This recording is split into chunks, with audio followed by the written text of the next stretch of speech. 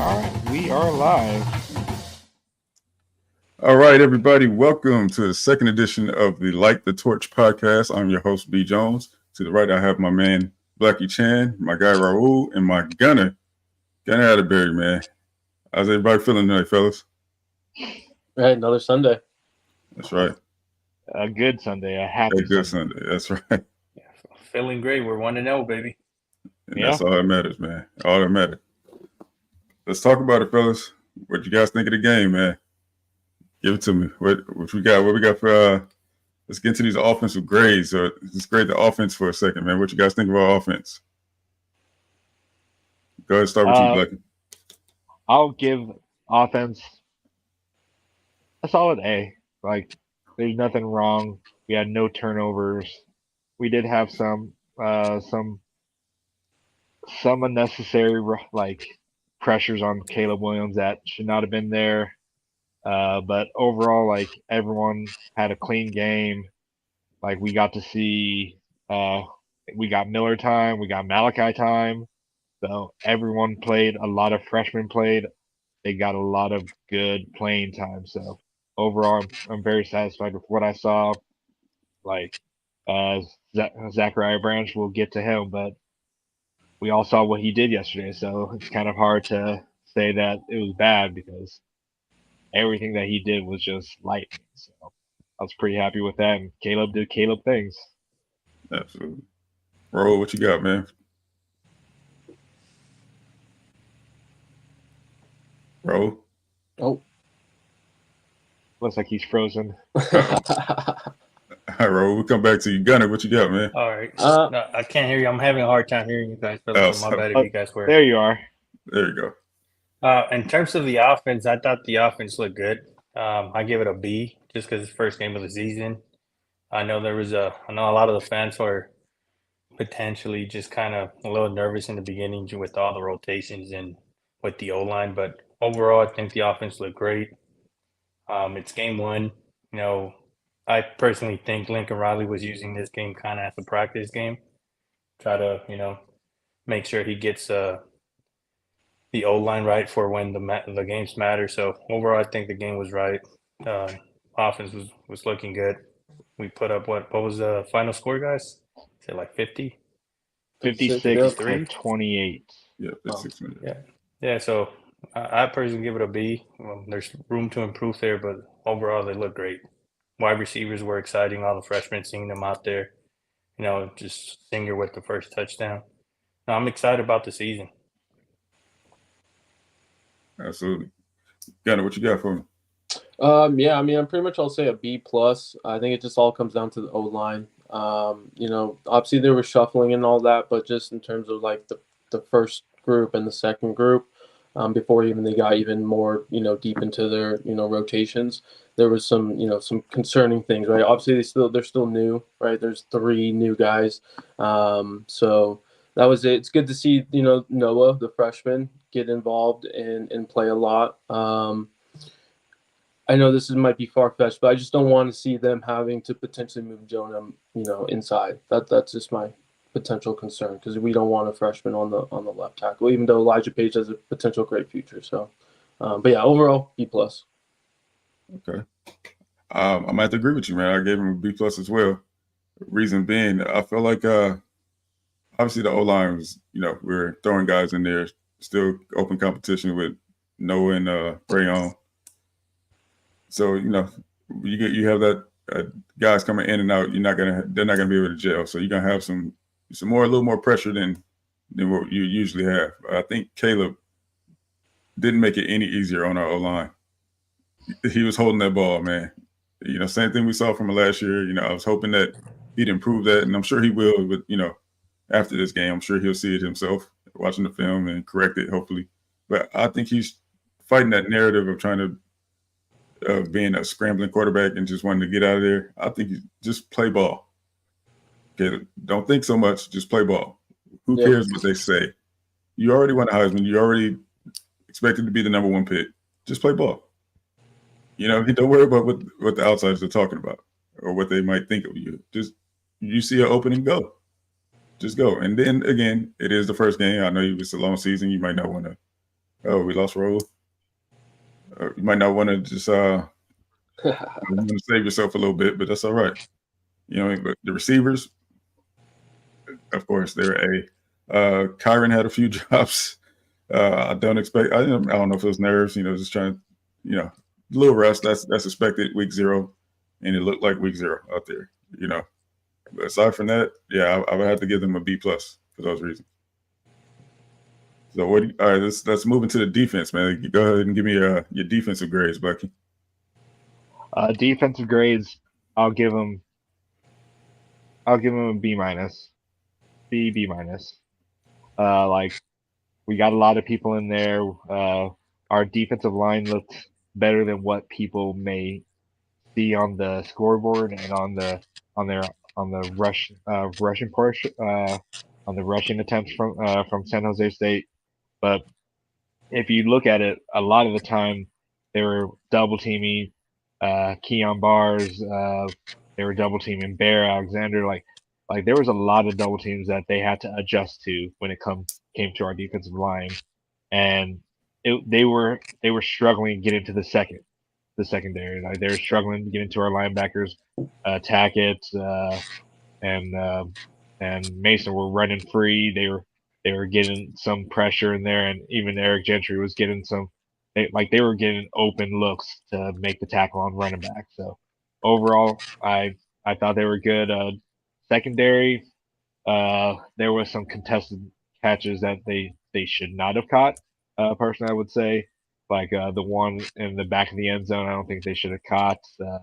I think there was some miscommunication with Domani on that. But overall, like, I thought they played well. Like, a lot of the stuff, honestly, the team last year, this would have been a lot closer than the team this year. So I know the scoreboard shows that they have 28, but I think it was some little bit of mental errors rather than issues with tackle.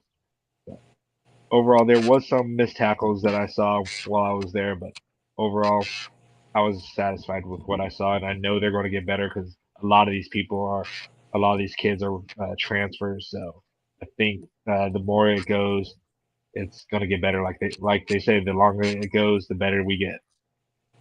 100%, man. I agree with you. Gunner, what you got for me? I'd say probably like a C+ B-. I mean, kind of in between those two. I liked what we saw in the front seven. The two biggest things, right, is that 3rd and 22 that that's across all social medias that everyone's talking about. But that touchdown rate late at the end, right? I don't want to see inverted cover 2s or whatever it was. I just make sure the kids understand what's going on. They're still kids, right? They're taking classes, right? They're doing homework and all that. So, but I liked what I saw on the D line. Bear was great. First game. I love the Bars Sullivan combination. I just thought that was working very well. But yeah, about a C+ B-. Okay. Ro, what you got, man? We're talking about defensive grades. Yeah, sorry about that. I was having technical difficulties, but I think I got it squared away. All right. In terms of the defense, I like what I saw. In terms of a grade, I'd probably give it like a B as well. I see a lot of potential there. I know just kind of browsing online and interacting with fans, I feel like some fans were already asking for Grinch's head, but let's give him some time. I think the potential's there. I like what I saw with the D line. Thought they put a good amount of pressure there. It's first game. There were some rotations there as well. So, let's give Grinch some time. Hopefully he can just simplify the defense, not make it too complicated, especially early on. And I think if we do that, I think this defense could be a top 30 defense, personally. Absolutely, man. I agree. So for myself, listen, dude, let me preface it with this. That team, San Jose State, was a lot better than our haters, I'll say our Oregon fans and everybody else would want to give credit for. They're a lot better. They're not Portland State, I'll tell you that. So that's for starters. Two, our defense, night and day from last year, man. Night and day, on the defensive line, at least. That's what I'm talking about. Double teams is exactly what we want on the defensive line. That frees the linebackers up to make plays, in which they did. I love what I've seen out of Tackett Curtis. Love what I've seen out of Mason Cobb. Ray John was in there making plays. EG before he had to limp off the field a little bit. Kind of scared me, man. I'm like, oh man, here we go again with EG, but he toughed it out, man. He's all right. We came out unscathed, man. We're good, injury free. As far as we know right now. But yeah, I'll have to give them, as far as the letter grade, I'm gonna give them a B minus, because back to what Gunner said about that play call, inverted cover 2 when they're threatening. To me, it's just a bonehead call. Yeah. Bonehead call. Why? Why are you running cover 2 right there when put your Madden bubbles up? Where your Madden bubbles? They show the little plays on the field, but the spot that you want to target is right there where the end zone is, Grinch. Why would you run that? Especially a cover 2 alone, then an inverted cover 2 at that. Why are you complicating this? Yeah. That was a horrible call. And I'm not calling for your head, but be honest with you, Grinch, those are the type of plays that have people questioning you. Those are the type of calls that have people questioning you right there. Simplify it, man. Keep it simple. Keep it simple.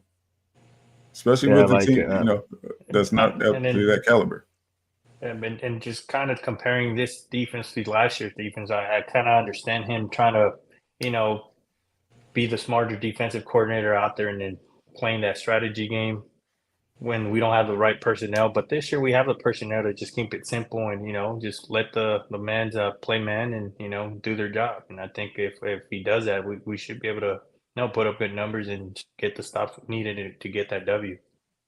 Absolutely. Yeah, like I was saying in the last episode, is that Chavin Cordero, that dude can play.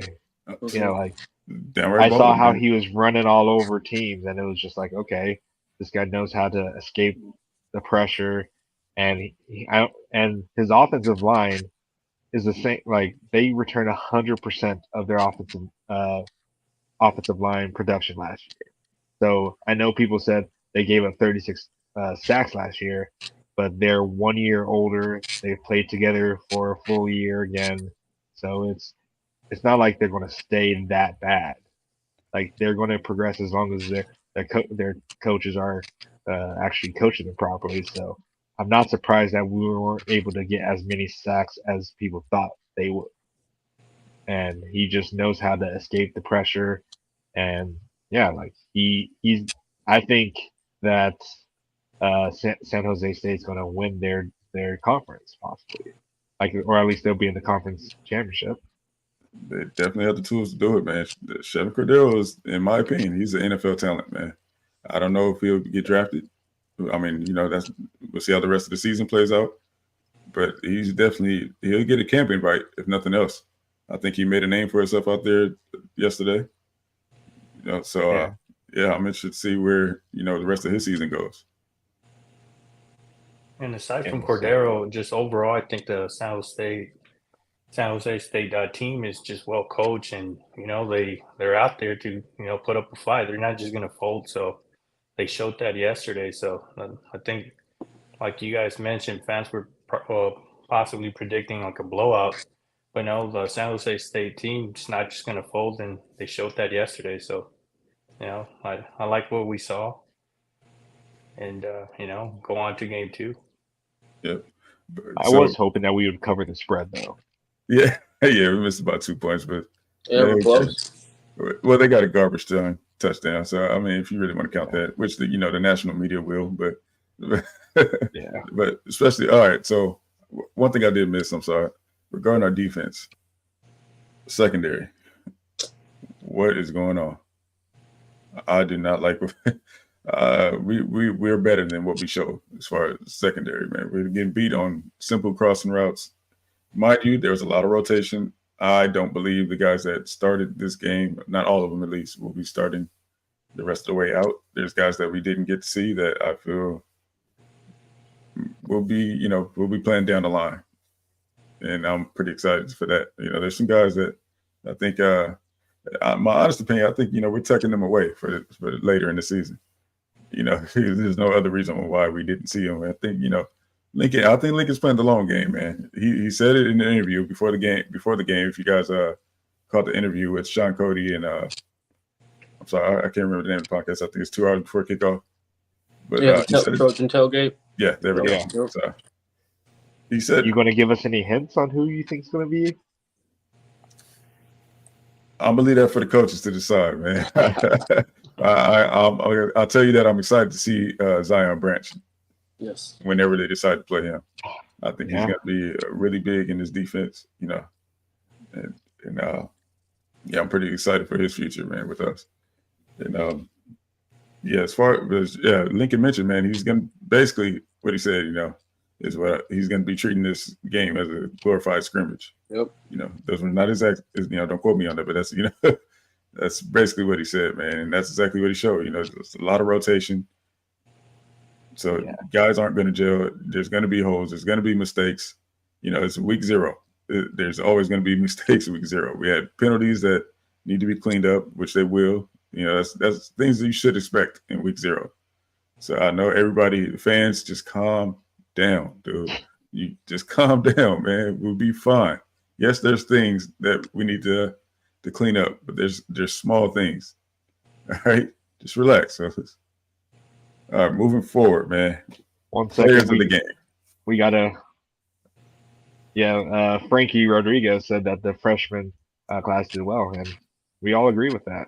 Definitely. Absolutely. And I love the best about it? The recruits are in the stands to see these freshmen ball out. So you can look to the recruits. You guys can look to this and say, "Hey, I can come in and I'll get some playing time right off the bat." Yeah, and I saw a lot of recruits there. Exactly.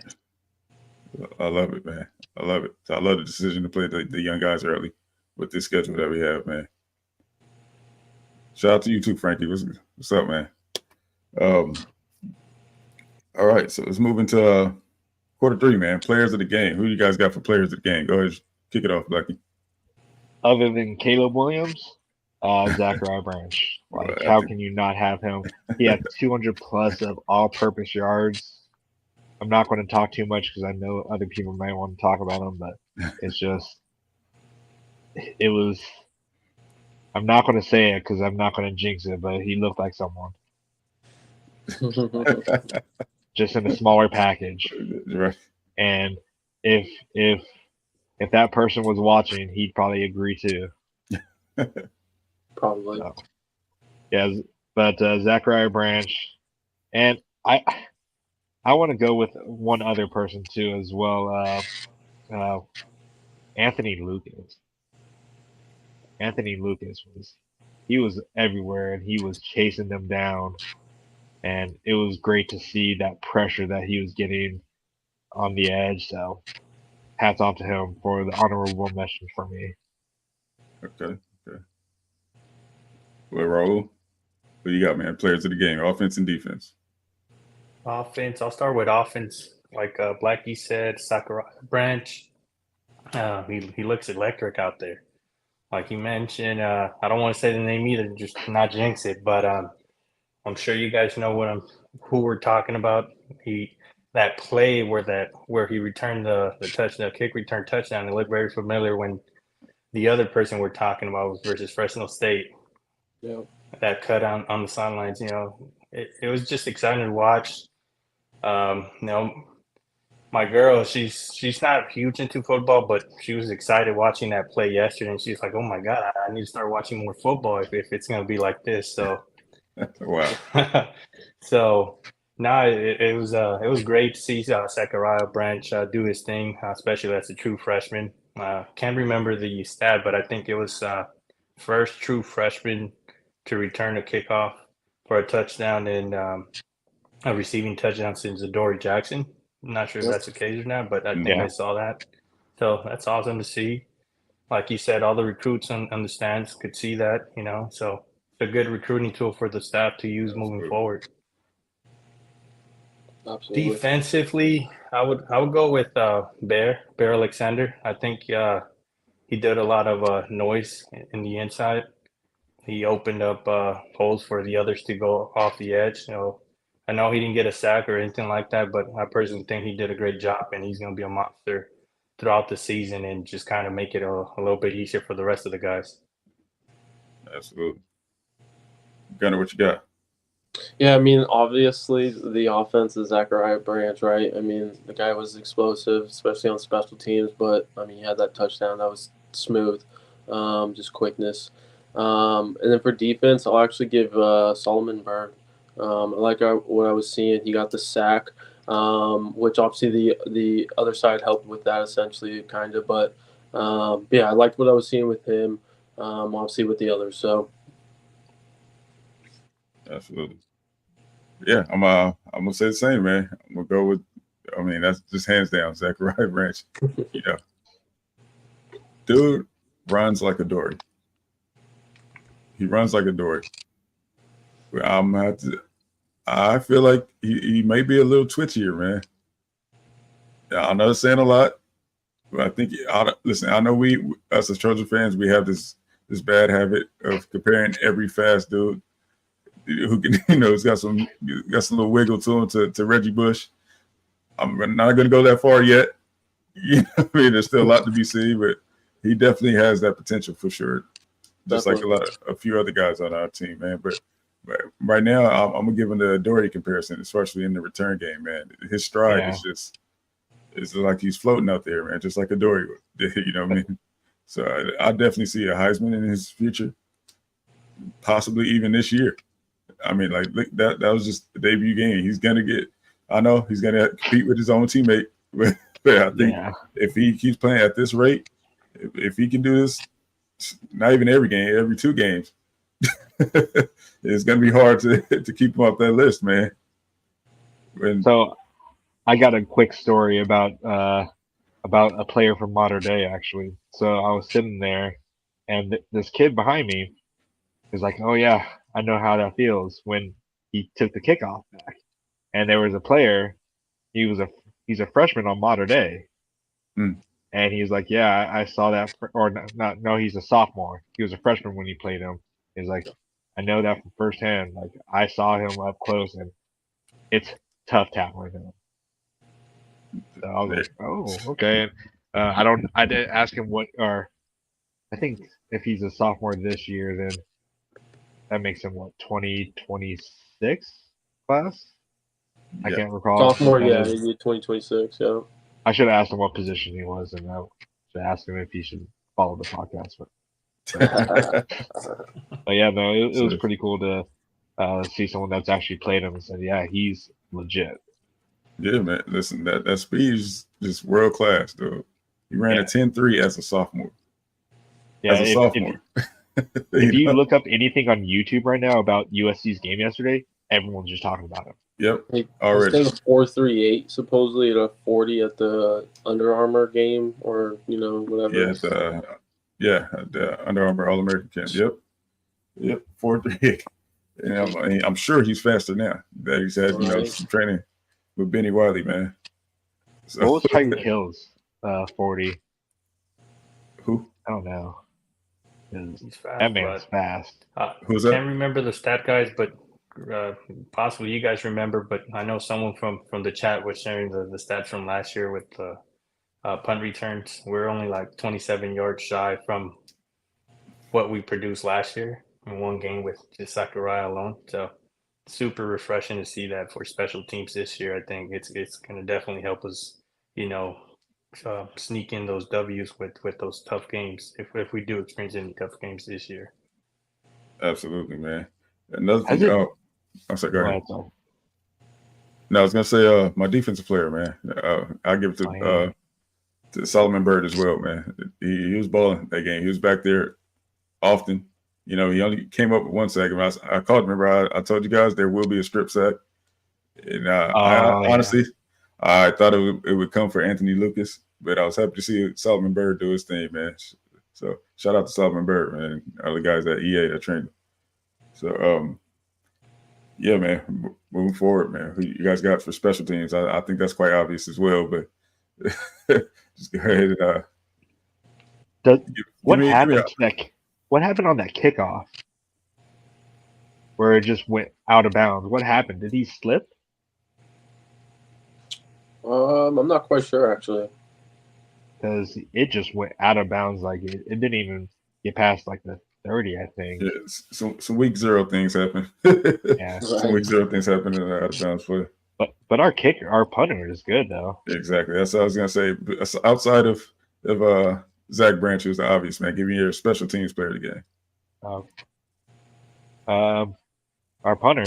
We didn't have to see anything from our place kicker, so it's like, who else can you give it to besides Zachariah Branch or Eddie Chaplisky? Is that how you say his name? Yep, So something like that. we have no one else to really grade except for two people. Which is a blessing. I'll take that. I'll give it to the punter, Eddie. Yeah, we all agree. We agree on that. All agree. Yeah, definitely. All right, so we don't have to touch on that too much. Yeah, definitely. But yeah, man, he's gonna be key for our defense down the stretch, man. I'm a little hopefully mad about that onside kick though. Yeah. Yes and no, man. I expect it. We know what we're dealing with this year, man. Yeah. You know, we got to beat the opponent and the officiating this season, man. That's just what it's gonna be, man. Frankie says Lynch 8 out of 8, huh? Okay. Hey. Yeah. You got to give Lynch his credit too, man. He did what he was supposed to do. But I'm taking off some points for Dennis Lynch for that repeat outfit pregame, man. Dennis, what is going on, man? We've seen that already. You're supposed to be the drip king, man. What, a turtleneck in 90-degree weather? What are we doing, Lynch? What are we doing, buddy? He needs to go shopping with Caleb. Hey, you see Zach? Zach was dripped out, man. Look at the game he had. Yeah. I expect better from you, Lynch.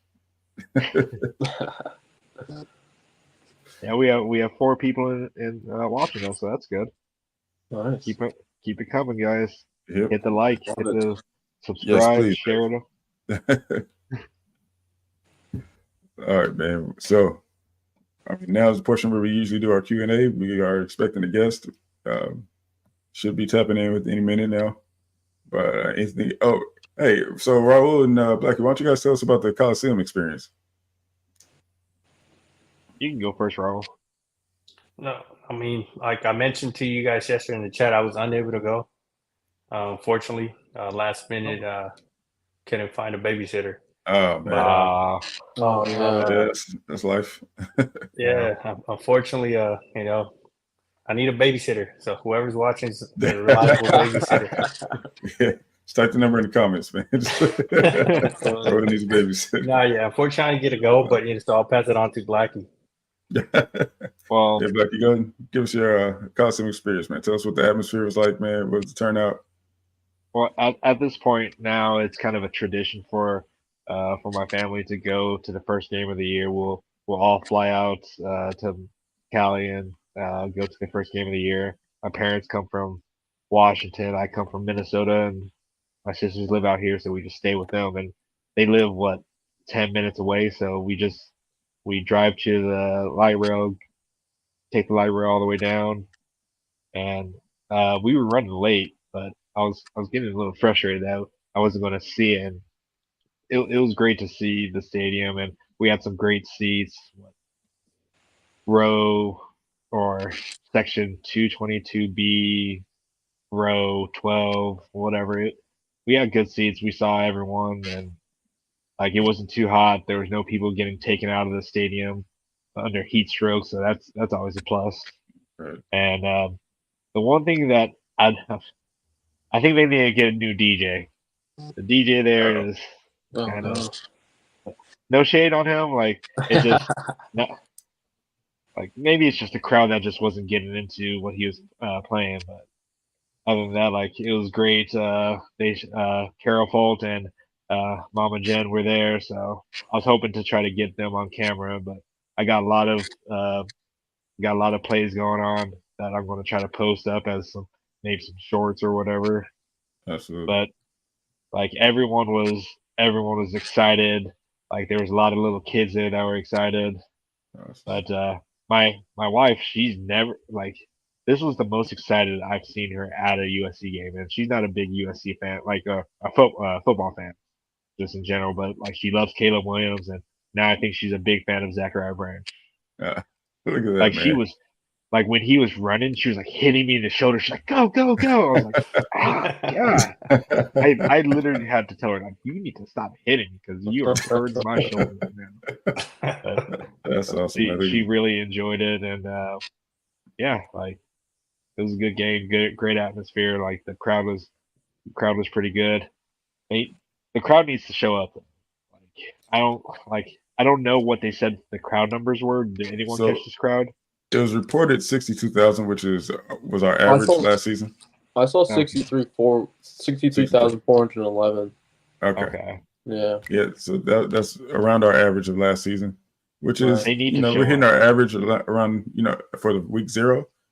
Yeah. That's not bad. Especially considering we're playing San Jose State. No disrespect to San Jose State, but they're not a huge name. But so we have 6 games. We have 6 games of kind of no one.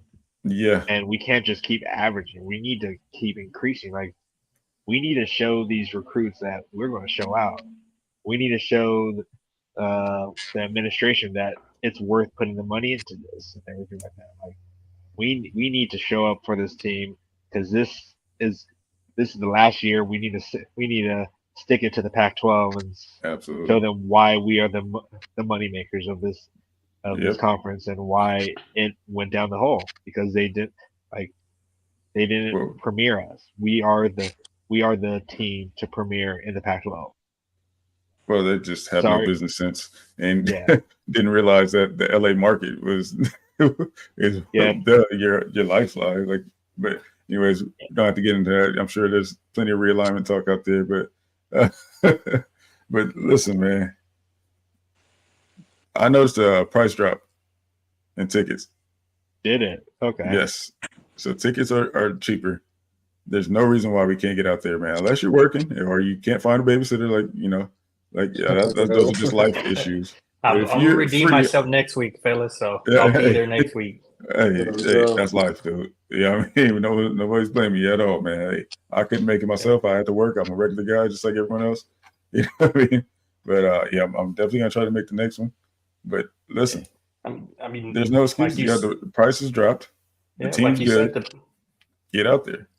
Yeah, the prices were insanely cheap. So I'm like disappointed I couldn't make it. I think I saw prices for like $28 fees included on SeatGeek for for section 116 row 14. It's like you can't beat that. That's you spend more at the bar. If you go to the bar, you get some food. You get a couple of drinks. You're spending easily a good $60 just on yourself. So, just going to the game, that's unacceptable. Let's go to the games, fill it up. At least get up to like 70 plus this upcoming week. Yeah. Hopefully, that's the case. So, exactly. CU tickets should not be more expensive than USC tickets. Who? CU tickets should not be more expensive than USC tickets. Yeah, absolutely. Guys, there's no excuses anymore. The team is where they should be. We're back. So come on out, man. Come out of hiding. Come out of hiding and get yourself to the Coliseum on Saturdays, man. On Saturday evening. Like, you mind sharing a little bit more on your experience on post game? I mean, post game. I know you you shared some pictures with us, so I don't know if you want to talk about that. Oh yeah, like I got some pictures with Mason Cobb, Deuce Robinson, who else? Keon Bars. I was trying to get one with Miller Moss. I ran into his girlfriend, and I was trying to see if she could flag him down, and couldn't. I almost got a picture with Austin Jones, but the security guard came down and kind of ushered him back. He recognized me. He acknowledged me, and he's like, "Yeah, sure." And then the security guard came in. I was like, security, don't be like that. Come on, man. What y'all doing over there at CSC, man? Yeah, no. I wait. What is it called? Eric Gentry waved at me couldn't come over or whatever. I was close to getting Malachi Nelson's picture, couldn't. Keon or is it Keon Hudson or yeah, Kyron. Kyron Yeah, Hudson. Oh, I saw him. I wanted to get pictures of him, and I will eventually. I'm hoping the CU game. I'll get Caleb Williams. We'll see. Yeah. I know where they come out from the locker room, so I'll be sitting there all night if I have to. Absolutely. Yeah, that's awesome, man. I'm glad your experience sounded like it was pretty great, man. Sounded like you had a great time at the Cali yesterday. Did you get a bacon wrapped hot dog? Did you get No, that's a I staple, didn't. man. You got to do it. I didn't because we were going to Carney's afterwards. Okay. All right. Had to save some room. I got you. Yeah, gotta save some room. Saw Annie Hutchinson. She was running around. She was flagging players, some recruits and their parents. Yeah, no, she was working her butt off, but she love her.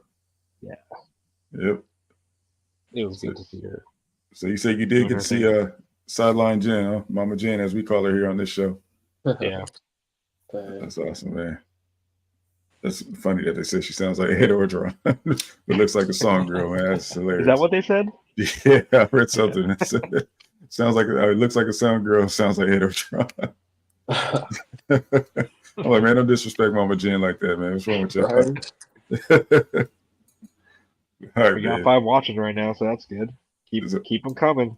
So, what you guys think about next week's matchup? Give me we got some returners to the Coliseum, man. We got I'm blanking on his name now. JJ3, man. Yes, sir. JJ3 is coming back home, man. And I wish him the best. Hope he does well for himself to an extent. Yeah. Not too good. Not too well. We gotta hold it back a little bit. But yeah, man, it was good to see him come back. Get to play against his former team. Get to come home, man. I wish him the best. Who else we got? Elijah Winston on that roster. Yeah, Elijah Winston. Yeah, man. I like the Elijah Winston, man. He had a really good head on the shoulders, man. It's unfortunate things didn't work out for him. And Jason Rodriguez should be on there as well. Yeah. That's right, Jason Rodriguez. Oh yeah. He thought was once retired, man. I'm glad to see his career is continuing, man. Yeah, good to see him continue to play. Yeah. Yeah, man. So it should be fun. They've been circling us, man. I think they put out a little video about them having us on the phone or something like we're thinking about you, and then they had like a picture of USC or they holding the phones. It's kind of weird, but but yeah, man, they got us on their minds, something like that. It said, but yeah, man. So they have plans to be just like San Jose State. They plan to come in and give us a little run. So of course, we don't think that it's impossible, but yeah. But it's gonna be another fun one, man. Everyone needs to be there. Me personally, I anticipate under 28 points allowed, in my opinion. I mean, they have 2 to 3 coaches that just left because of I haven't looked into it, but for some reason,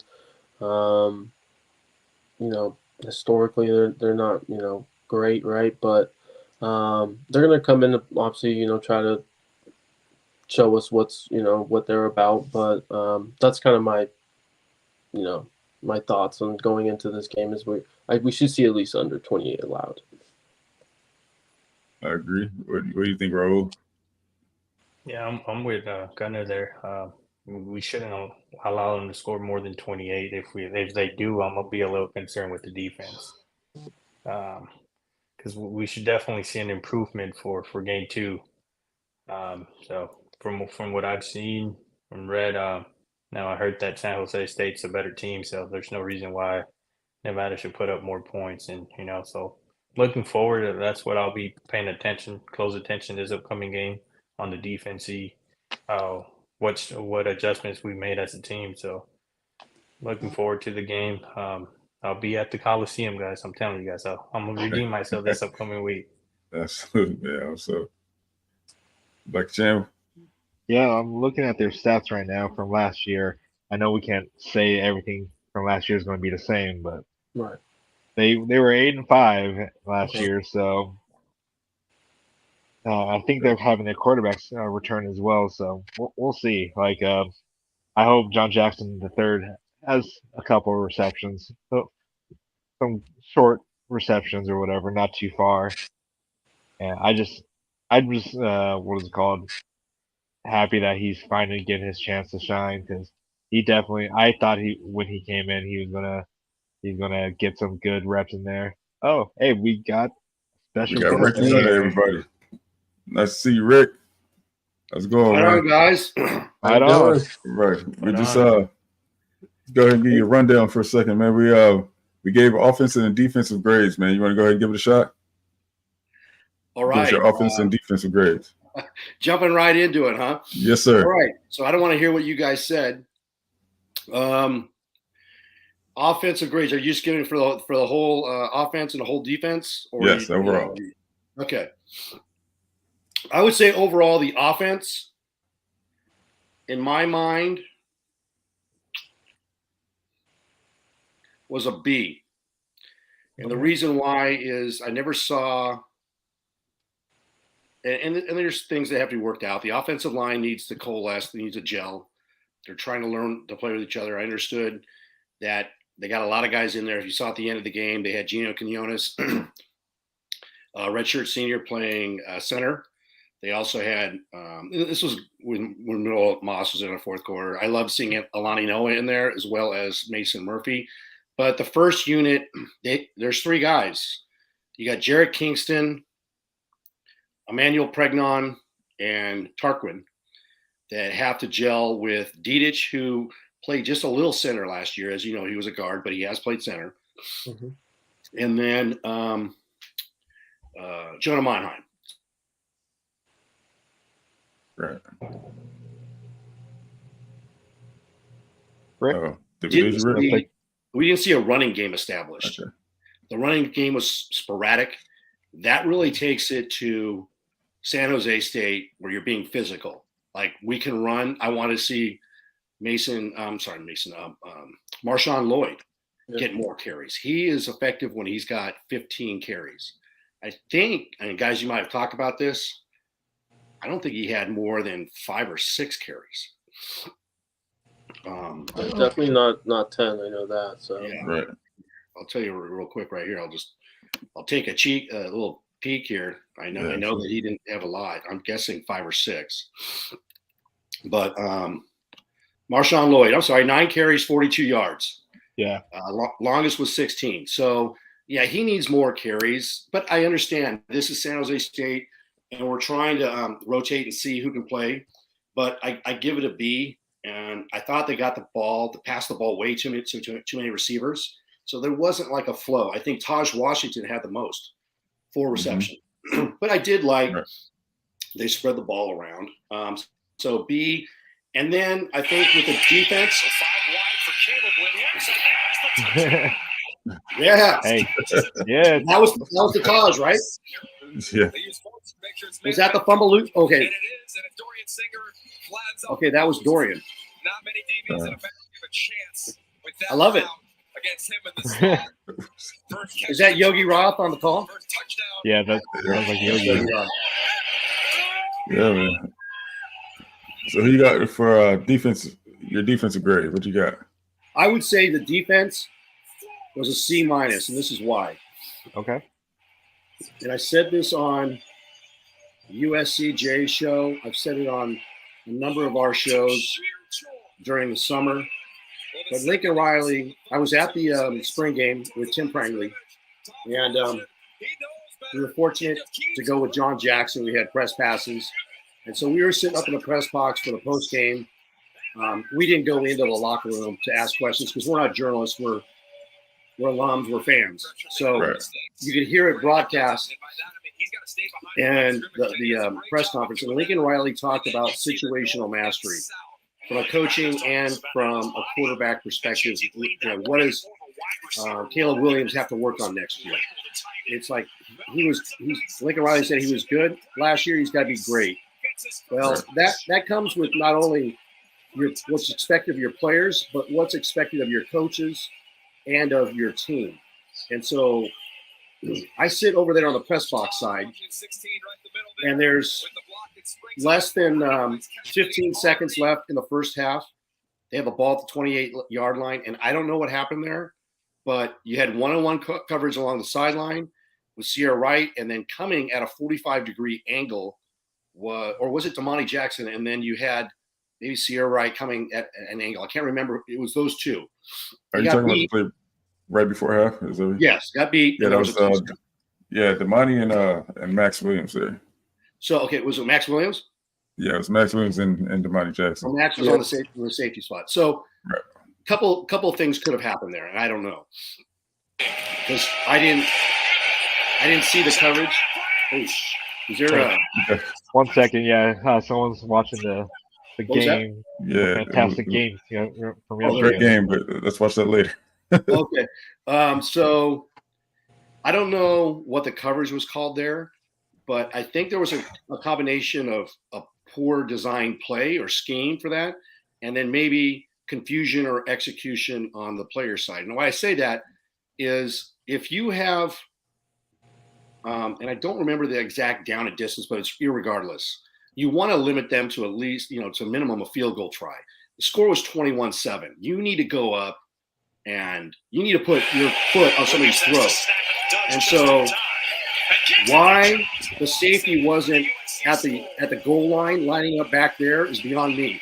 The fact that he was running at an angle towards the sideline tells me he was playing way too close. Right? You got to keep everything in front of you. I mean, play for the run. Let them run the ball. Who cares? Get 3 points. So if that was bad execution on situational mastery, that's bad coaching. I don't know what the play was designed, but then you had confusion by the players. Now Max Williams and Damani haven't had a lot of reps together in live situations. And in all fairness, with a lot of the players, it's like, I've played beach volleyball. And if you play 2-man on beach volleyball, you have to trust your partner for, who's gonna set, who's gonna block, who's gonna dig. And sometimes you just, when you're playing with a new partner, you don't exactly know. You have confusion. You look at each other after a point's been spiked on you, and the joke is like, married couple, right? There's no communication. And I think part of what happened yesterday was some married couple moments, as I'd like to call, and some of it was just bad design, and that was an example of it. So that's why I give it a C-. They gave up a late touchdown. You have to have a mindset. We're not going to give up anything. I mean, there's some good things, but those are my grades. Yeah, I gave defense the same grade for those exact reasons. It was an inverted cover 2 call, which I don't know why you would run that with that distance at where they were on the field. To me, that was just a horrible bonehead call by Grinch. Listen, I'm not calling for the man's job. No. But I will be critical of the man, and I just don't understand that play call for where they were on the field. It's just, football 101 to me. I think he's over analytical at times, and I think he just outdoes himself with his thinking, man. I think he just complicates things at times where they don't need to be that complicated. Yeah, we've got great players and athleticism. I'm sorry, but you cannot be scoring a touchdown in that situation. And you know what? Absolutely. If that happens against San Jose State, and granted, the quarterback was a good quarterback. Absolutely. But he's not – don't confuse him for being one of the top 6 quarterbacks in the Pac-12. You do that against a Michael Penix or a Bo Nix, you mess up. Absolutely. Especially on the road at Autzen, right? That's what I'm – because we just – and I have the Trojans going 11-1, losing at Autzen. And, things can happen up there. And we've seen this, Trojans – when you've seen past teams that should win, and then you go up to Corvallis or you go up to Pullman, and funny things happen, it's hard to go undefeated. When you go on the road, it's a different story. So, I just see that being, and then what happened, is a concern. But hey, we have time to figure it out. I'm not calling for Grinch's job, but we got to trust the players. Hey, this is a wake-up call. 3rd and 4. Yeah, absolutely. So you mentioned earlier, man, everybody's freaking out because of that. The defensive performance, I guess, if you want to add that play. But we noted that Lincoln Riley told us, man, it was going to be a glorified scrimmage. There's a lot of rotation. There's a lot of rotation that we won't be seeing for, further along down the line. So guys are going to solidify themselves. The defense is going to gel. Things are going to get better for us. So, Trojan fans, relax. Yeah. Things are going to get better. It's not going to happen overnight. Everyone expected the defense just to be night and day. And if you ask me, it was, especially along the D line. Yeah, you saw there's athleticism. Exactly. You saw the linebackers were able to play freely because they had the double team Bear and double team. That's what you want out of the D line. Yeah, that's how like having a real dance partner, right? Yeah. Because the linebackers have got to flow off of the defensive line push. They've got to see things. And you know what? You can get not complacent, but you're going against your offense in the fall and the spring, and you kind of know what guys' tendencies are. You don't know when you're playing an opponent and it's real and it's live. You got to figure out quick, and you got to be able to adjust and play off of each other. I mean, the linebackers going in there and filling their gaps after the defensive push. They'll figure it out. Absolutely, yeah. I have no doubt that defense will be better next week.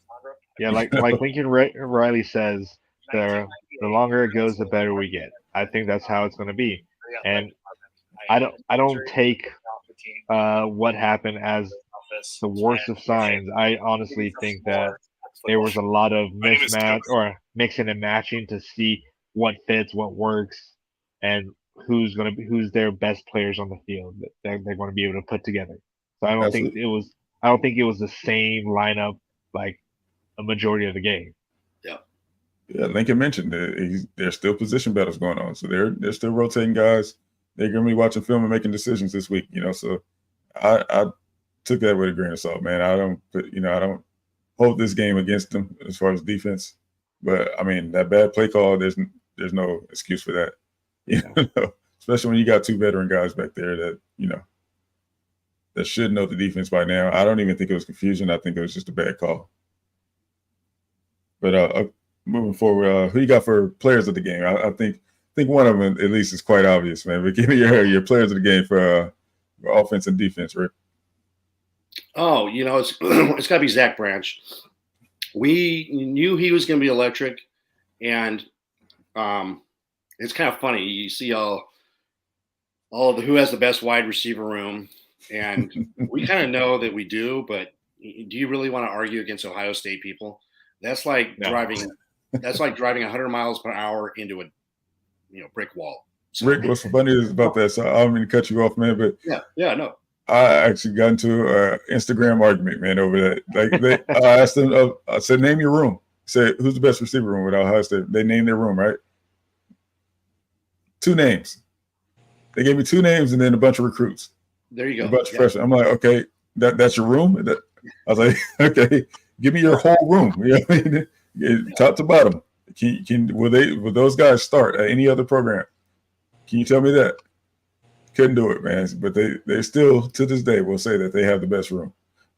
So I just have to throw that. I don't argue with crazy, man. Yeah. I think you learned your lesson too. Yeah. Yep. I was like, this pointless argument, man. Just let them go ahead and prove it.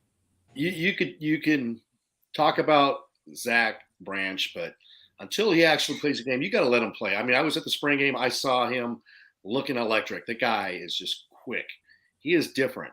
He reminds me of a hybrid of Reggie Bush and Adoree Jackson. Yes. I was at the Coliseum in 2016 against Notre Dame, and it was raining.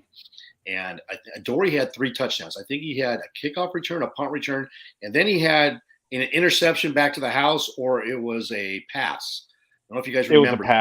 It was a pass. It was a wheel route. Yes, pass. Yeah, and he was like leaping over guys. It was crazy. So Zach Branch has amazing twitch, eyesight. He kind of dropped into 3rd gear, let the blocks kind of set up, and then boom, he hit the seam. Yes, and he knew where he was going. He was cutting it back, and he was jogging the last 25 yards. So yeah, he was. I knew he was going to take one to the house sometime this year. I didn't expect it to be the first year. So he's the player of the game. Offensively, defensively, I'm going to tell you this. I'm going to say, there's a lot of guys that played, but I'm going to give it to Solomon Byrd. Because here's a guy who he tweeted something, and I responded back to him. He said something about like not kind of like to the effect of, I'm paraphrasing, about not kind of like being misunderstood or doubted or something of that nature. And I just responded, hey, doesn't matter where you start, it's where you finish. And so he has the mindset that, hey, I'm here, right? And you get a lot of guys getting all the pub in the transfer portal, and rightly so. But he could have turned tail and felt sorry for himself, or these are young guys, right? 20, 21, 22, 23 years old, but he's got it here, and he's got it here in his heart, because he was like, okay, you know what? I'm going to work every day. I'm going to ball out in the weight room, spring ball, summer, PRPs, and fall camp, and I'm going to see where I end up. And he had that sack. That was a beautiful thing. And he got some accolades. I think there was one scrimmage where he had 4 sacks. So that's why I'm giving it to Solomon Byrd, because he could have quit and he didn't. He fought on. Yep. Yeah, listen, I got a chance to speak to some of the guys that he trains with in the offseason. Okay. Some of his trainers, and they said it, man, like his mindset is finally clicking. Yeah. I don't know if it's, he's a senior now and the sense of urgency trying to get to the NFL is there now, but his mental is just 100% different this year coming in. And that's great to hear, because he's got the platform. He's got the platform. Exactly. The stage is set for him. And it looks like he plans to take full advantage of it, and so far he's doing it. So I'm loving what I'm seeing, man. And I think he's like, hey, no, you guys bringing all these guys in, but hey, I got something to say about it. On the flip side, when you have a team like this that has this much defensive athleticism and depth, now granted they got to gel. That's a whole different thing. Sure. But it wasn't like last year where, wow, man, you double team Thule and then we'll let these other guys beat us. No, you're going to have to account for a lot of guys, and that let Solomon Byrd flash. It preserves the number of reps. It extends your season. It helps in preventing injury, knock on wood, right? So you're able, with that mindset, hey, I'm going to freaking execute. I'm going to go hit this gap, and I'm going to go take down the quarterback. It's easier when you've got great players around you. It's like, it's not like all on you, like every play. Exactly. That's what I'm saying. Like last year, man, linemen were getting free runs to the linebackers. It's just, there's no double teaming. There's no one to double team but Thule. This year it's pick your poison. Are you gonna give up something in the middle, trying to double team Anthony Lucas or Bear, Keon, pick your poison now. And then that frees up the linebackers. They can go ahead and make plays because, you got Bear in there demanding a double team. So it's great, man. It's exactly how this defense is supposed to be run. Last year, we did not have that. We had 270-pound guys up front just getting pushed around, and in Thule. So, no disrespect to last year's front, but that's just what it is, This year, man, it's just completely different, and I love what I'm seeing. We got to shore up some things in the secondary, but I'm confident that we will, and I like where we got moving forward, man. Can I ask a question? Yes, sir. First of all, gentlemen, thanks a lot for the invite to come on. I think it's great. Blackie Chan, I've seen you in a lot of different chat rooms, USC shows. Yeah, you got that name, and the fact that you flew from Minnesota to the game, and now I'm assuming you're back home right now. Nope, still in Cali. Oh, still in Cali. Okay. So, and you briefly said on USC Jay's show that you had this idea with some friends. I think you mentioned you guys were on is it Bleacher Report? Yep. Okay. So if you guys wouldn't mind, introduce yourselves. I think it's great, and tell me a little bit about yourself and how long did you go to SC? How long you've been following the Trojans? But if you wouldn't mind, that'd be great. Yeah, I'll start off real quick. So, my name is Gunnar Atterbury. Born from Las Vegas, now living in Arizona. And pretty much just been, watching USC ever since Matt Leinart I'm a lefty, so that kind of caught my eye, and then just from then on, just continue to follow. So every time they're out here, I try to go out to a game. So I'll definitely be going to the ASU game. But yeah. Great. Did you say ever since Leinart was the quarterback? Is that what you said? Yep. Okay, cool. I'll go next, fellas. Raul, I'm from South LA. Now I live in the city of Wilmington. Where do you live? So right, Wilmington. Wilmington, sweet. All right. So now, yeah, I've been a huge fan of USC. My PE teacher from middle school was a USC alumni, Mr. Sanchez. Okay. Shout out if you ever see this podcast. Shout out to Mr. Sanchez. He went to USC. He got me into USC football. That was Carson Palmer's Heisman year. Man, that's great, dude. That's great. Yeah, so I've been watching it ever since then, and I've just been a fan. And most passionate team that I root for is USC. So just not as knowledgeable as you guys when it comes to breaking down film and all that, but I'm just a huge passionate fan. Hey, as long as your passion is real, that's all that really matters, my friend. Exactly. I didn't play football. I wrestled. I had a daughter that was a competitive club soccer. I was a team manager. I understand the sport. I've been watching sports since I was young, football, college football. So, I mean, I know, but I never played. But I don't know like the X's and O's like a lot of people do. But I know enough football where I know what I'm seeing and what I'm not. So, yeah. Well, Yeah. I'm Brandon Jones. Hey, Brandon. Born and raised in Long Beach. All right. A few different places, but Long Beach is home. But you live in Long Beach now? I'm right outside of Long Beach now, Seal Okay. Beach. But yeah, born and raised in Long Beach, man. Listen, I've been a fan since Sultan McCullough. I got a chance to meet him one day. I was running track at Compton College. I was working out. I was maybe around 8 years old, man. Got a chance to meet Sultan McCullough. He was working out at the time, and that's just been a fan ever since, man. So, do you still keep in contact with Sultan? No. Okay. No, that was about the end of that. Probably haven't seen him since, but Okay. but yeah, man. But that's where it started for me, man. Just followed the team from there. Had a few cousins that actually played on team. I actually have I won't disclose that, but yeah, yeah, man. I got some lineage there in at USC. So awesome, man. And what about you, Blackie Chan? Break it down.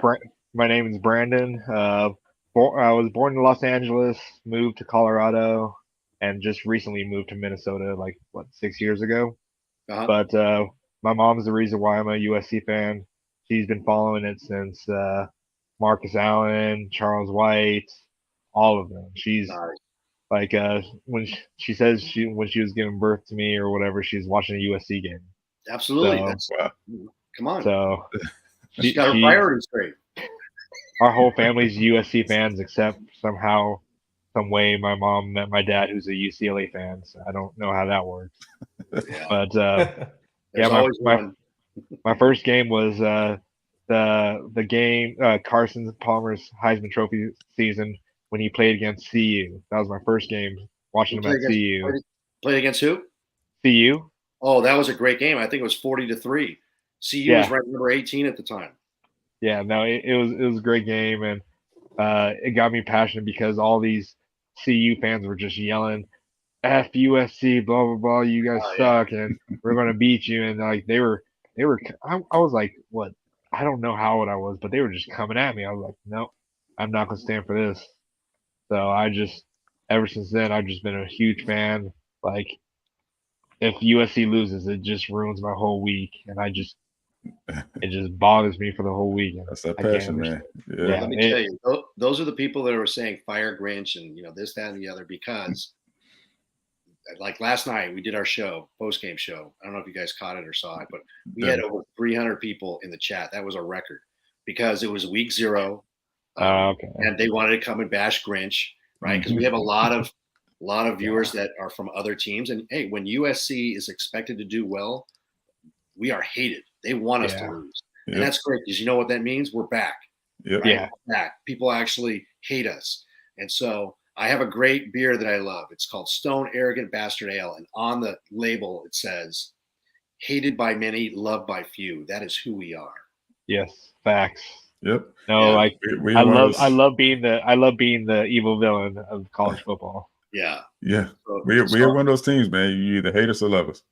I'll There's tell you no in what, between. gentlemen, keep on doing what you're doing with this podcast, because I, like you, was thinking of doing that with my friends. This was in February of 2022. So a couple months after Lincoln Riley got hired, I said, hey, guys, we should do just like a roundtable, like what you're doing. I'll set everything up.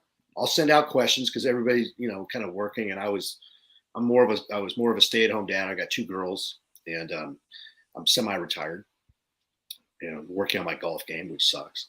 But so this is like part of my passion. What I was doing. And so I did research, and I came across the Mark Rogers Voice of College Football, and I was checking it out, and that's where I met Tim and Tony over time. And I thought, wow. And then they asked, hey, Mark said, hey, we're looking for correspondents to do post-game shows for different schools. So the 3 of us said, oh, let's do it. So we kind of did it and kind of just started, stacking games. And then that was kind of a thing. And then we started getting comments in our comments and messages on social media. Hey, why aren't you guys doing a off-season show? There's so much going on. So then we started doing an off-season show. Tony didn't want to do it because he's not really in recruiting, but Tim and I, developed the Trojans Conquest live show. And so we do it once a week on Sundays.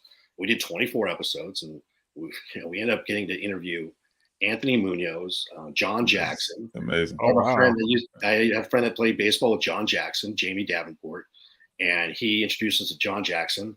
And he said he gave me a press pass for the spring game. And so I was like, hey, is there a way to get 2? And he said, yeah, no problem. So I invited Tim. So Tim and I went with John Jackson to the spring game. We were on the field. We were standing right there. Travis Dye comes walking by. I'm like, oh, I got to talk to Travis Dye. And I wished him well, good luck with the combine and all that kind of stuff. Great kid, man. Great young man. I wasn't going to pass that up. And then we're on the side watching, the Sean Cody and Jordan Moore. They were Nice. They had their little set up, right there, and Cody Kessler. And so the point I'm getting at is I never imagined that I would have the opportunity to, let's say, meet some of these players. And speaking of Sultan McCullough, so I put in the chat, that USC chat on Discord, that I'm getting the opportunity to interview live Sonny Bird. He was the running back. Yeah, I saw that. He converted halfback. He went to El Camino College, and then he was a transfer to USC. And then Sultan got hurt in 2001, and so did Malifo McKenzie. And Malifo McKenzie had to go home to Samoa. There was a family situation. So Sonny Bird was running the rock in that first year of Pete Carroll, and they just didn't have a running game to set up the passing game. And then the second year, they hired a guy from El Camino to be the quarterback coach, and that guy's name was Steve Sarkisian. Oh, wow. That's right. And so on that show that I just did with Jaywalk and USCJ, this was on Friday night. We did a season preview, and I asked him, hey, did he have an effect on Carson Palmer? Did Steve Sarkisian? And he kind of like goofed on me. He's like, oh, no. Coach Sarkisian was lazy and blah, blah, blah. No, he's like, absolutely. And it freed up Norm Chow to be more of the offensive coordinator because he didn't have to do both things. And then Carson flourished, and that was his Heisman year. And there was a guy that came to help the running game. He had to sit out a year, but that was Justin Fargas. So he had transferred the year before, but he couldn't play because you had to sit out a year. And Justin Fargas was the man. He ran physical. And then Sultan was healthy that year. Malifo was healthy. And then there was a freshman that kind of came and got some carries towards the end, and that was Herschel Dennis from Long Beach Poly. Yep. Yeah. Long Beach City legend, man. Yeah, they got the Long Beach Poly 4. Yeah. Yep. They got Dennis, Winston Justice, I think LaJuan Ramsey, and Oh, wow. Shout out to LaJuan, man. Name. Yes, sir. Yes. So the fact that it's a Trojan family. I have a friend that knows a friend, and they put a call into me, and I had to work it. It took a long time, but yeah, man. So I'm excited to talk about. I talked to him on the phone, and he's the greatest guy. So it's going to be a great interview. So When is it? This Tuesday at 9 a.m. Okay. Guys, make sure you guys tune in, man. If you don't catch, I mean, that's if you want to see it and then be in the chat, maybe ask questions, right? Yeah. But you can just watch the recording. Yeah. Oh, yeah, I'll be there. Absolutely. We'll definitely be there, man. We're so trying to make it a point to catch you guys. The USC channel. Go on the Voice of College Football. Oh, actually, I put it in the USC Discord. Yeah. So, yeah, I definitely saw that. We'll help promote that. Dude, I never thought. And then once you start, stacking up these shows and you be consistent, and somebody knows somebody, and they're like, hey, do you know so and so? Here, let me introduce you to so and so. That's Yeah, and I love it. I love the network that even already, man. We've gotten in touch with guys who've gotten back to us that we never even imagined that would come on our little show. We're just starting out, and they were USCJ is a pretty good get. You said he came. Yeah, that's my guy, man. That's my guy. I talk to Jay daily, every day, all day, every day, man. So, hey, it's that Trojan family. Yes, and I love it, man. It's not a myth. It's true. If you work it, it's true. Yep. Yeah. But that's the thing in life. You got to go after it. People aren't going to give you anything. Exactly. No. Rick, just tell a little bit more about our story when it comes to the Bleacher Report app. We've been talking maybe for 2-3 years now, just messaging each other, just talking about the games, talking recruiting. And then we did the first podcast. Was it Thursday, fellas? Or it was Thursday. Yeah, Thursday, right? Yeah. That's the first time I saw faces.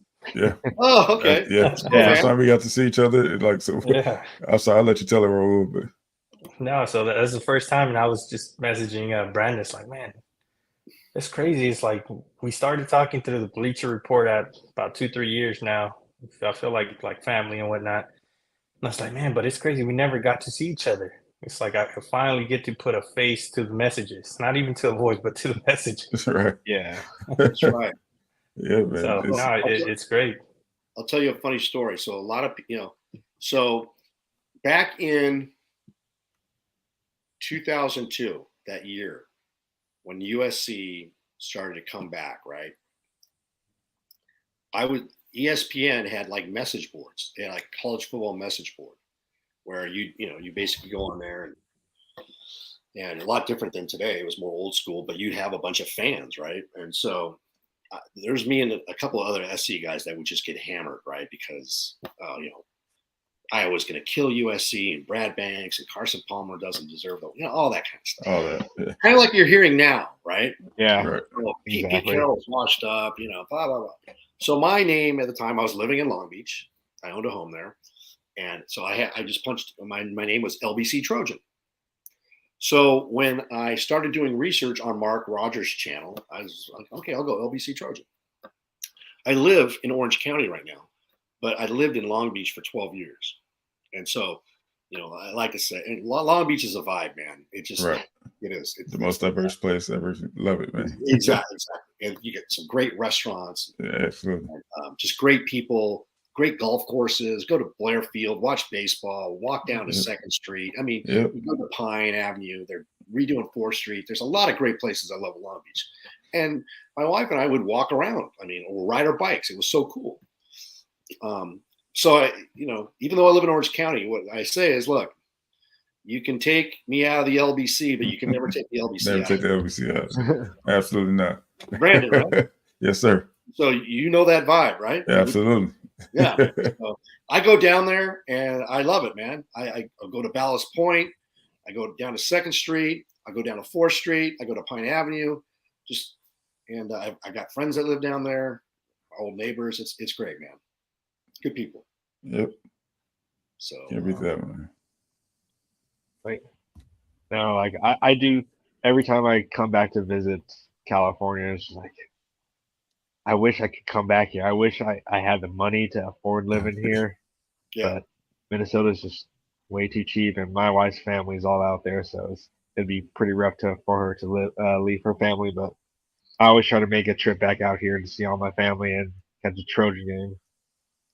Have you guys ever been to a road? Oh, I know you said Blackie. You've been Colorado. What about you, Yeah. Brandon and Raul? Have you guys been to an away game? I've yet to experience an away game. Oh, Yeah, I plan to go. I'm waiting for the move to the Big Ten. I'm definitely gonna catch a Penn State game. I want to go out there and play Penn State. I want to experience the whiteout, man. I'm sure that's gonna be insane. They'll have it pretty crazy, and I definitely want to go to the Big House too, man. Yeah. So, what about you, Raul? I have not, fortunately, but I'm planning to. I've only attended a home games, being that I'm local. But I do have on the schedule to potentially make it to the Notre Dame game this year. So Nice. I'll have it lined up with work to fly out to Chicago and then just make the drive to Indiana to potentially make it. It's still up in the air, but hopefully that's the first game away game that I get to experience. Well, hit me up, guys, if you ever go to Notre Dame or you're thinking of going to a road game. Maybe I've been there before, but definitely if you're going to Notre Dame, let me know, and I can kind of give you some ideas. sure. Yeah, if the money gods permit, maybe I'll go out there. Yeah. But no, when they come to the Big Ten, I'm going to be going to all the games. I'm going to be going to Minnesota. Oh yeah, you're there, Iowa. You're right there in Big Ten country, just a what couple city? hours away from everything, right? You don't mind me asking, are you close to St. Paul, the capital city, or where are you? I used to live in St. Paul, but now I live outside of Minneapolis or so, Coon Rapids. But yeah, Minnesota Stadium's fairly close to me, so I'll be going there. Iowa's maybe like a 3-hour drive, if that. Wisconsin's not too far. Like everything's pretty close to where I'm at, so I'm going to try my best to go to all those games. That I hope that when they reschedule our 2024 season, wait, is it? Yeah, 2024. I hope they put some more out in like Minnesota or Iowa, because last year they or for this last schedule, they had us a lot in California. So I'm like, okay, I get it. It's our first time going to the Big Ten, but I can't wait for the Michigan games. Michigan's gonna be fun. Penn State, the whiteout. I know that's gonna be a whiteout game every time we go there. Probably 100%. Everybody got to give us their best. So they want to make Penn State our rival. Yeah, I think we're 6-4 against them. So really, yeah, if you take a look at it, I think we're 6-4 all time, and we've had some success in the lately in the 90s all the way so now I think we've played maybe 4 or 5 times in the last 30 years. I want to say we need to get revenge on Ohio State though. absolutely. Yeah, that was the first time we've lost to them. games. Yeah, in 2017 was the first time we lost to them since I think 74. Really? Wow. Oh, okay. Yeah, so we owe them some payback. Yeah. Yeah, we owe those guys. Everyone else, I think we're up on. Yeah. They want to pay back for the 2 times that we beat them. We beat them with a freshman, Matt Barkley, at their home. So we have a winning record versus every Big Ten team, right? Except for Michigan State. Yeah, we're tied with Michigan State. Yeah, we're tied. We just haven't played them enough. That's all. That's right. And we've never played Rutgers in Maryland. Which is a good thing, because you know what? Yeah, we got too much time. Time is valuable to play other teams than Rutgers. Yeah. Right. Come on, man. But our ceiling is higher than any of those teams in the Big Ten. Absolutely. As much as Michigan, I respect their program, great program. Mo Schembechler, one of their greatest coaches ever, never won a national championship, and I think he won maybe 3 Rose Bowls, but he was like 2-10 or 3-10 in the Rose Bowl. You know why? Because that was USC. That was John McKay, John Robinson, and Pete Carroll owned Michigan. Yep. I'm telling you guys, man, Rick's knowledge of the program is second to none, man. He could just spit them out at the top. I'm telling you, man, USCJ and I were actually talking about that yesterday, man. Like, man, you're the most knowledgeable person. He just come right off the top and give you the date, the time, everything, man. Love it. I appreciate it, man. I like I told Jaywalk, man, you played in those games. I was there in the stands, but you were inside, and I had ultimate respect, because that story he talked about, I don't know if you guys heard it, but being at Auburn and being that tight in those tight quarters and getting all that stuff done, they were. I remember I'll tell you. Can I tell you a funny story? Go ahead. Go for it. We got time? Absolutely. Oh yeah. I'm sorry, I didn't know if you guys got. Yeah. So, man, at that time, I was in my mid 30s, early 30s. So I was making a little money, and so were my friends. And so we flew out with one of my college buddies who was living in.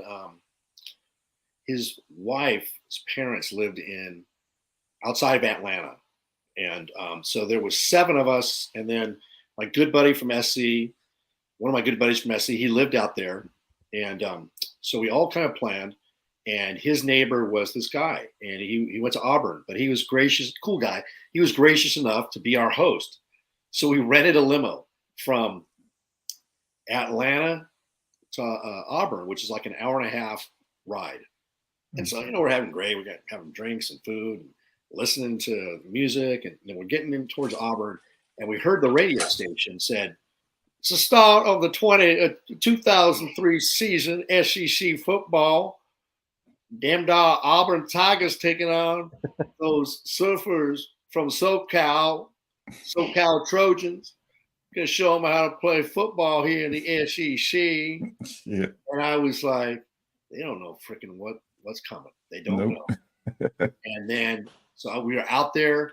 We were out there on a Thursday night. They did the pep rally. So if you ever go to a away game, you got to go to the pep rally. The band, it's electric. They always have an event, and you start feeling like the Trojan spirit, right? And so it was an area. It was called Virginia Highlands. It was kind of cool. It was like Echo Park, Silver Lake, that kind of feel in Southern California. And so we went out there for some drinks, and then so I was wrapping up this. I had my SC stuff on. We just went to this pep rally. And this guy goes, "Oh man, you guys not gonna have a chance tomorrow, Cadillac." And I said, "Hey man, I got three letters for you." He's like, "What's that?" I go, "BMW." "What's that?" Big Mike Williams. Right? They didn't know. And so we roll in, and USC destroys them. We're going back to our limo. It's at night, and a couple of drunk Auburn students, I hear them say, "Yo, Southern Cal, y'all play a nice game. Now get the hell out of here." So we're going back to the limo, and that guy that I saw in Virginia Highlands that was an hour and a half away, I saw him, and I looked at him, and he his eyes just lit up. I go, "BMW, baby," and he's like, "Oh." I mean, it was just meant to be. But J-Walk played in that game, and let me tell you, there was a sense of pride. We were on the opposite side. When the game was pretty much in hand, we started migrating over to where a bunch of the SC people were that came down behind the bench, because what they do in the SEC, they are not dumb. We were literally in the second row. What they do is they take the away people. How we have them over there near the peristyle and one rectangular area that goes up? No. They take you in the top 3 rows all the way around the stadium, like a ribbon, right? Really? So you can't be seen or heard, right? and I remember it was Labor Day weekend. It was probably 90 degrees, 70 degrees, 70% humidity, and walking up going, "Oh my God," right? I felt like my lungs just this is going to be crazy. But that was a scene, man. I can only imagine, man. Can you imagine the NIL deal that Mike Williams would have had with BMW? Oh yeah, my God. I remember he was on the bus to Virginia Tech, and he couldn't play. They ruled him ineligible. That was like the first domino that was falling where the NCAA was screwing USC. Pardon my language, but oh no. There's hours. I'm going to do videos about this because I've been researching it. You have to, Rick. But you know what, man? What happened with Reggie Bush? I've always suspected it, but there was let's just say there was a well-orchestrated takedown hit. Absolutely. Okay, because you had the guy from Committee of Infractions, Paul D, the AD from Miami. Right. And hey, unfortunately, that guy died 2 years ago. So the truth will never come out on their end. Right. There's enough people around the program that I want to find. That's like my mission. I want to find people to talk freely, and I want to put something together. So, yeah. So that would be great to see. Yeah. So with that being said, Rick, let me ask you. Yeah. What do you think the NCAA does? How do you think they're going to respond to this? So the Reggie Bush thing? Yes. That's a great question, Brandon. And here's the thing. You have a new NCAA president, Charlie Baker. You Right. don't have Mark Emmert. If Mark Emmert was Thank still God. there, he would be foolish enough to fight it because that's who he is. He's a pawn. He had no leadership. He was controlled. Right. Basically, Greg Sankey told him what to do, right? Pretty much. And so did at the time. It was who was the commissioner of the Big Ten? He's a long time. Oh, Jim Delaney, and probably Kevin Swarbrick. That's what he did. So, but what's going to happen, I think, is not a shameless plug. Go watch. I just dropped my weekly Trojans Talk on tap. It's USC's Juju is back. You And dropped that Carol today, Folt- right? Yeah, Carol Okay. Folt she's a G. All right. You look back at what she's done. Now, everybody thought it was Mike Bone. Mike Bone's no longer here. So Yeah. not to say that it wasn't part of Mike Bone or it wasn't, Brandon Sosna, but Carol Folt came here to turn around the athletic department and improve the academics and all that and get us out of scandal from Max Nikias. And Right. part of why USC went down is because we didn't have the leadership. Can you Exactly. imagine the NCAA trying to do this with Carol Folt? She's Nope. also the chairperson for the The AU. AAU. Okay, that's the American Association of Universities. She's got power, right? And so I thought it was kind of interesting. It's like, wait a minute, Jen Cohen's getting announced, but why are all these people speaking?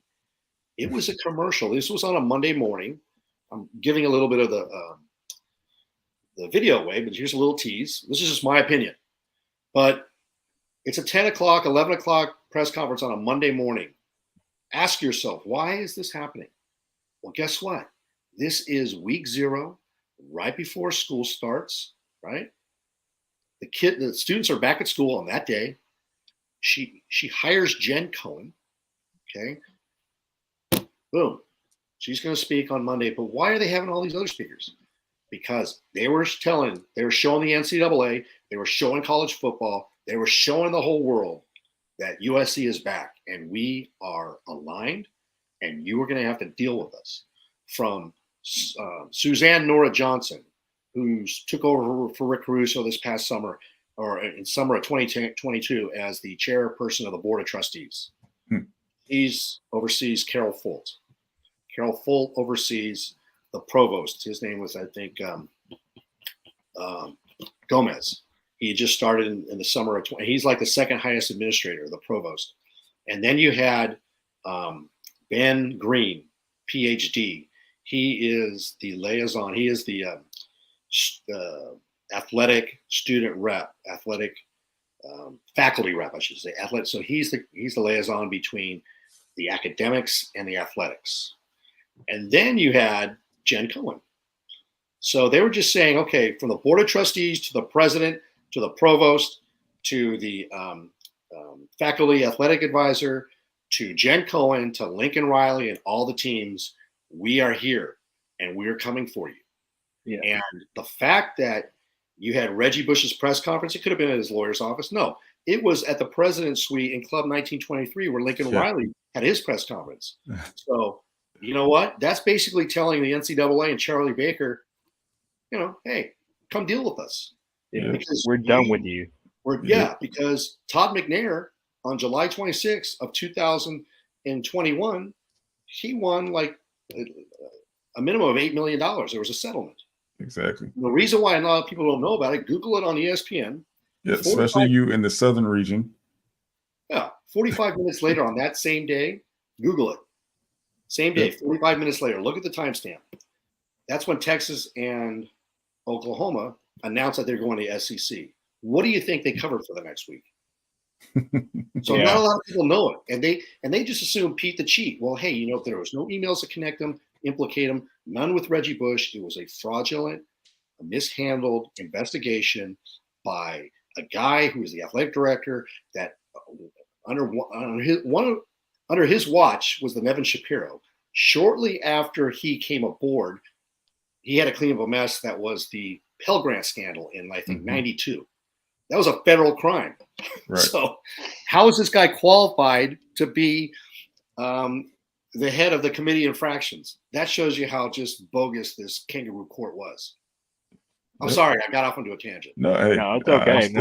No, it's Appreciate great the to hear knowledge. it. Like, Yeah. it's great No, to see all the it knowledge needs you to be have. said, man. I talk about the facts. I got receipts. I Yep. mean, boom, off the top of my head. Go Google it. So I'm telling you, this definitely is a conversation that needs to be had. Yeah. Because Yeah. we've been getting slandered for years. Yes. For years. Unnecessary. And I don't know how many conversations I've had, with, mostly with people in the southern region of our country, SEC fans, about how Eric Bishop is innocent and NCAA is crooks and, oh yeah, whatever. You guys cheated. You guys cheated. Oh, That's all they say. That's all that's all they can say. They know nothing about it. it. They call that? You know what they call that in the SEC? Cheating. Number one, What's they that? don't report each other. They just all do it. But that's that's called tradition. That's what it's called in the SEC. Yep. Because if you ain't doing it, then you ain't a football team.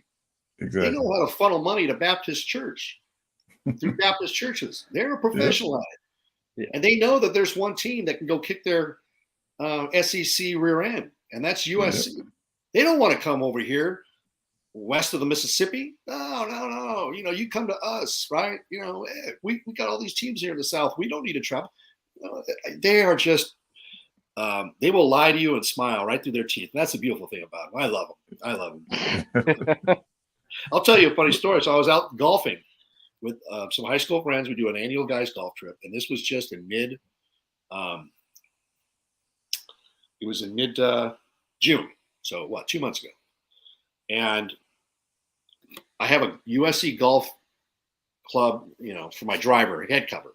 But I had just like a regular golf shirt on, golf hat. And we're getting ready to start at this one day. And we were in Opelika, which is like 10 minutes from Auburn, right? And so the starter, who's probably in his mid-70s, gray-haired white guy, he looks at me and he said, "Yo, Southern Cal, y'all have a good team." I said, "Thank you, sir. You'd be even a great team if you found a defense." And I kind of like, I see where he's coming. I go, "Sir, yes, this is my second time in Opelika, and let me tell you, I was here in 2003. How was that defense?" And he said, "Yeah, okay." He laughed at you, like, "Okay, hey." Yeah, that was. Yeah, I go. I believe it was 23-0 at Jordan Hare. Okay, yeah. I said, "I got a question for you, sir." And he's like, "What's that?" "What do you guys think of the Oregon Ducks?" He said, "Who?" I said, Oregon. He goes, "They ain't never won nothing." That's all you need to hear, man. Exactly.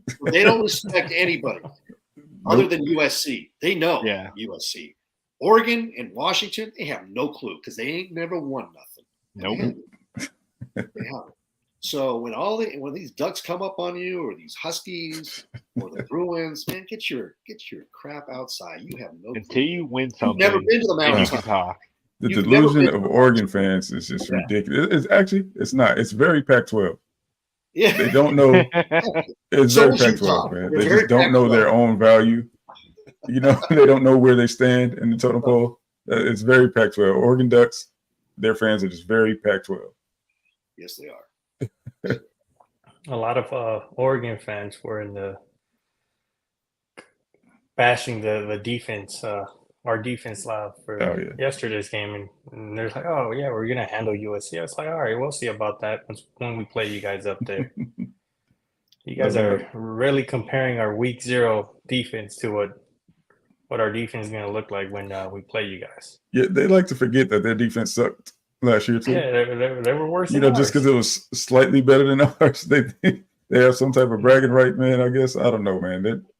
Did they not remember what happened with Georgia? Yeah. I'll tell you what. I was working on a video, and then last week happened, so I had to scrape it, and I finished it on Friday, but it was like it kept on getting pushed back because, oh my God, we just signed Juju Lewis, or got a commit from Juju Lewis. And then that night, Reggie Bush is going to hold a press conference tomorrow. I got to put that in. And then I'm recording it. And then that morning, I'm finishing up recording it, and I see something about USC and DirecTV. I'm like, my God, really? This is just, it's happening, right? Yep. And so that also shows you the power of Carol Folt. This doesn't happen. I mean, come on. Larry Scott can't get a deal with DirecTV. Now, granted, that's for the whole conference, but this is going to be USC Athletics. I still need to do research. I don't know exactly what that entails, but I think you can buy, like they were in the tweet was made. You just Google DirecTV USC. Look at the Twitter. DirecTV had somebody working customer service, answering questions on the thread, right? So they're like, if you have the ACC package, you can add on USC Athletics. Notre Dame also was announced to did a deal too. There's like a sports mix package. You can add US, and I don't know exactly how many games for each sport they're going to show or how much it is, but it's a deal, right? It's happened. So how cool is that? That's awesome. There you go. Obviously, it's something that Klyavkov couldn't do. That's for sure. Nope. Well, because they underestimated the power of USC. We are the brand. Which is weird. I don't understand. I still to this day don't understand how you underestimate the LA market or undervalue the. I don't know. Yeah, no, I mean, it was ridiculous. But the video that I put together is, and I'll leave you with this, guys. I'm sorry I've been yapping. But I love, like you guys, I love talking college. I love talking SC, right? But I've seen enough over time, and it's like a puzzle, right? And put this way, the SEC wasn't anything until the USC was taken down. Why were they taken down? Oh, they were having too much fun on the sidelines. It's all part all these Hollywood stars. It's all part of these agents. And, all hate. And Snoop Dogg and Will Smith. Will Ferrell, yeah. Give me a freaking break, would you? Yeah. Then once Nick Saban went to Alabama in 2007, he started trending up, and Pete Carroll left in 2009. You don't have to be dumb to know who's the next cash cow. Case in point, did anybody watch ESPN Game Day this past weekend? No. I didn't catch it, no. I didn't either. I don't watch that anymore. But I heard that all the guys that are on there, Herbie and all the other guys, they were predicting who's going to win the conference. Nobody picked USC in the Pac-12. Of course not. Oh yeah, I did see. I did see a screenshot of that. They were saying like Washington and Oregon. Why are they going to do that? I keep hearing that. Even Yogi Roth. I just saw an interview with Yogi Roth. Yeah, picked Washington over us, man. So I was actually surprised by that, but yeah. Well, listen, the national media is not on our side, man. They don't want to believe. They've never been on our side. Yeah, but especially that 4-letter network over there. Oh yeah. Yeah, there's no doubt in my mind they have something to do with that. But yeah, we can get into that. Just irks me. Oh my gosh, Stephen A. Smith. He knows nothing about college. We don't play anybody. Says that we don't play anybody. Oh my God, that pissed me off. Stephen A. Smith. Yeah, he said he's like he looked at Oregon. He named the first half of our schedule. No one. Yeah. Washington is no one. Blah blah blah. Like Utah. I was like, dude. Oh wow. Who does Bama play? Yeah, look at Georgia's schedule. Georgia play. Yeah, Georgia's schedule. The whole SEC. They play 9 games. He's the loudest voice. He's the number one paid. Yeah. That's so all. Whenever they want them to shill, they'll let him shill because he's got a big mouth. But he doesn't know anything about college football at all. No, he just claims Bama for some reason because he likes Nick Saban. Yeah, because that's the only name he knows, man. And then they also had what's his name? You don't think Nick Saban cheats? Come on, give me a break. Yeah, then they also had that one. Who's the SEC analyst? Paul Feinbaum. I was like, you're going to have Paul Feinbaum and Stephen A. Smith talking about USC. Right. This is clearly a trap for them just to talk crap about us. So here's a couple nuggets for you. Well, I'm going to say that for another time. I'll leave you with this. I'll leave you with this.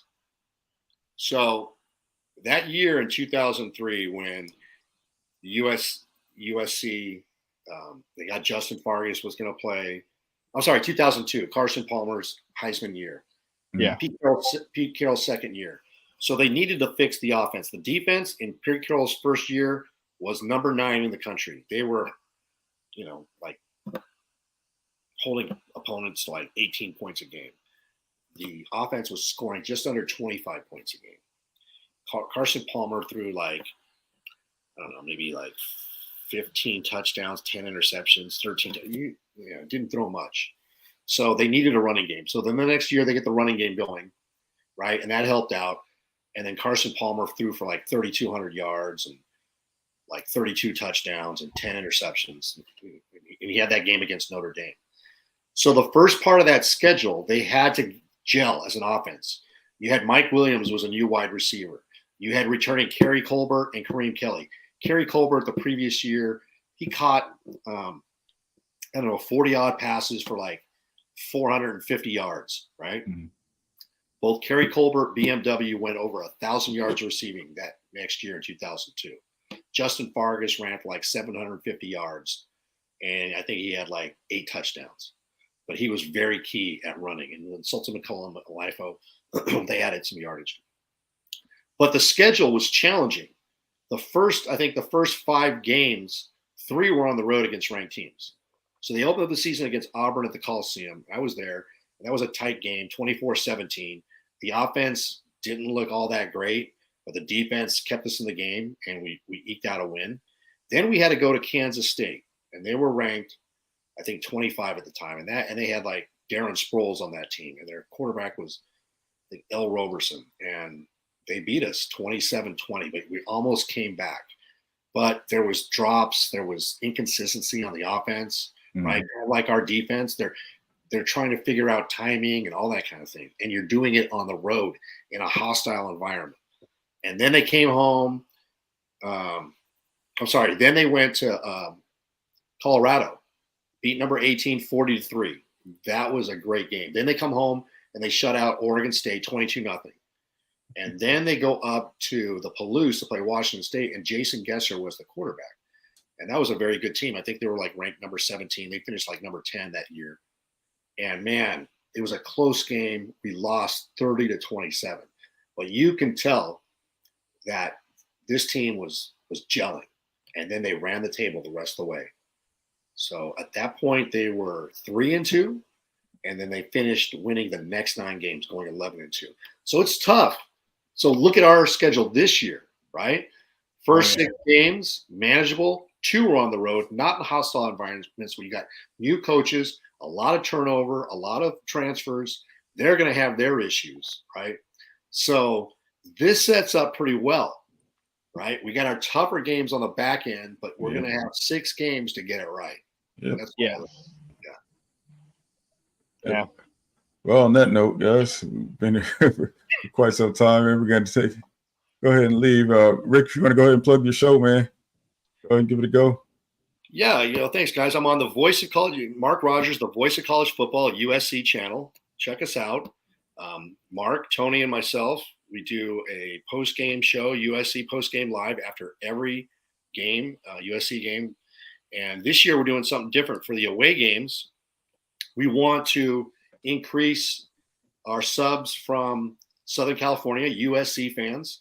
So I've worked out a deal. We're going to be doing the away games at Tustin Brewing in Tustin. And they are going to be supporting this program. And we're going to do our show live there after the away games, which this year are at ASU starting September 23rd. And then the 30th is against Dion and Colorado. November 14th, mark it on your calendar. We'll be there for sure. October 14th against Notre Dame. That's at 4:30 Pacific on NBC. That's the only of the 5 that right now has a time. And then the